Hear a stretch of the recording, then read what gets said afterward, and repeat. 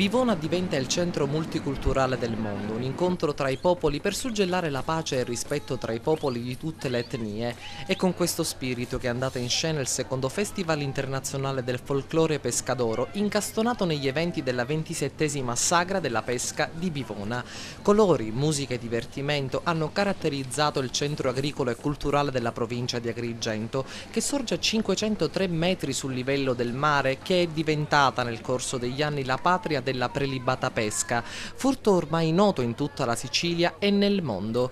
Uno sforzo organizzativo non indifferente che ha coinvolto tutta la comunità bivonese, con in testa il sindaco Giovanni Panepinto. 3 giorni di colori, di degustazione all'insegna di questo straordinario frutto che è la pesca a Bivona.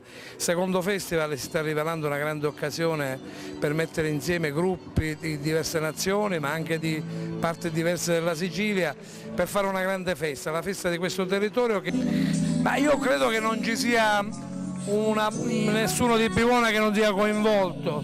Sono coinvolti gruppi musicali, gruppi folcloristici, le bande, le associazioni, le attività commerciali, i produttori di pesche, la gente soprattutto. I quartieri sono stati ospitali, in questo quartiere, che è anche il mio quartiere, hanno ricevuto tanta accoglienza, così come a Porta Palermo, a Santa Filomena, a Piazza Sant'Antonio, Piazza Molo nelle Grazie.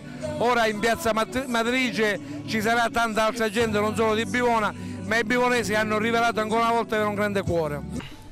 Una iniziativa giovane ma dal sapore tradizionale, momenti suggestivi come l'accensione dell'ampolla della pace, poi portata per le vie di Bivona dal corteo storico, l'accensione del tripode e la fiaccolata dell'amicizia. Sono questi alcuni passaggi di questa coinvolgente manifestazione.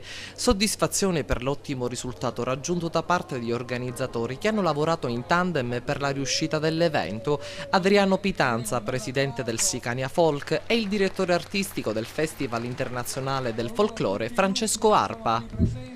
Abbiamo voluto impegnarci per garantire il secondo Festival Internazionale del Folklore, che già l'anno scorso ha suscitato un successo da non poco conto. Quindi abbiamo voluto riproporre questa manifestazione perché l'anno scorso ha avuto un successo che è fuori dalle nostre aspettative. Con Adriano Pitanza abbiamo voluto riproporci con questa manifestazione, anche perché abbiamo capito che anche in questo modo riusciamo a portare nel mondo la bontà della cultura dei montesicani e la bontà della pesca di Bivona.